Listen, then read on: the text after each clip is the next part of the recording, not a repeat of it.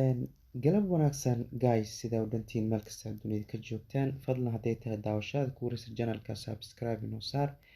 Guys, sidaa ka warqabtaan maalmahan hal waxaan ugu dhex jiro bam, marka qof soo saarana waa la la'yahay bamkaasi.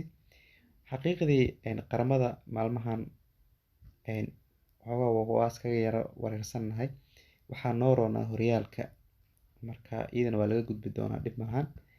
marka qof soo saartana waa loo baahan yahay halkaas, maxaan ku leedahay bam ee nagu dhex jira markasto, dhib ma lahan. tan kale maanta shantan kooxood ee miiska inoo saaran, inkastoo la soo daahay, soo daahitaankaasna waxaa waaye waxbaa soo indheynayay, dhib kale ma jiro.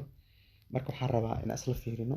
caawa waxaa wada ciyaaraya insha allah 10 habeenimo oo rubi dhiman, Sweden iyo waxaa ugu horeeya iyo Slovenia.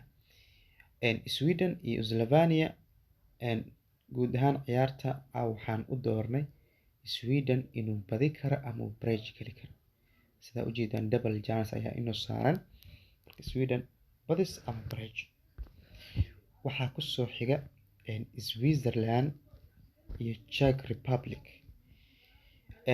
reer Shaqiri iyo Shaka xertiisa iyo Czech Republic sidoo kaleeto ayadana waxaa u dooraynaa bridge ama badis, inay badi karaan caawa ama inay bridge geli karaan. labadaas ayaan u doornay. tan saddexaad waa Kosovo iyo Cyprus. marka Kosovo xoogaa waa xulka way ku adag tahay maalmahan aad iyo aad. marka sidoo kaleeto caawa shaxdeen waxbaa kasoo bedbedelaynaa. Kosovo ayadana waxaa leenahay bridge ama badis, inay caawa badi karaan ama bridge geli karaan. tan afraad oo caawa xulka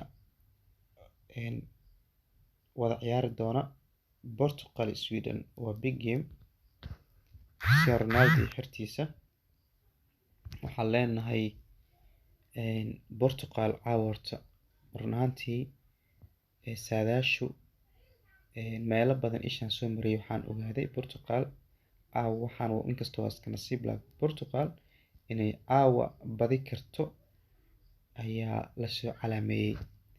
marka annaga ma daba kaceyna taas, adi saaxiibadaarta waa bedeli kartaa Portugal, laakiin aniga waxaa noo saaran double chance ama Portugal badis ama bridge geli karto. marka waxaa kaloo kusii xiga Republic of Ireland iyo Armenia.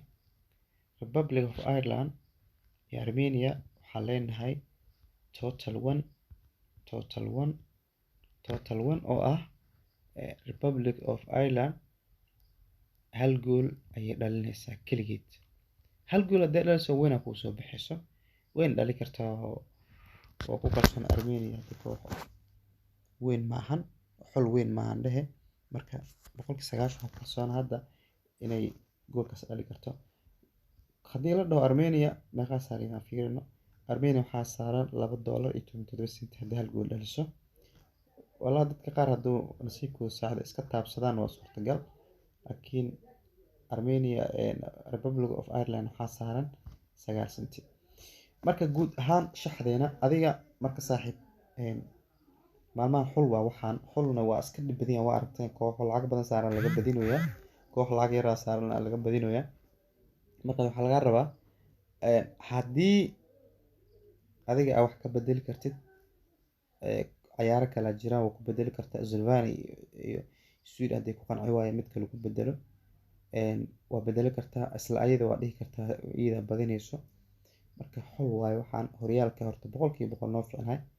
xulkana waxaan ugu dhex jiro hal maxaan ku leedahay bam, qof soo saarna waa idinka rabnaa. marka waa mahadsantihiin. koodkana waa kaasaa, koodkina waa kana. marka guuleysta saaxiibayaal, aad baad u mahadsantihiin.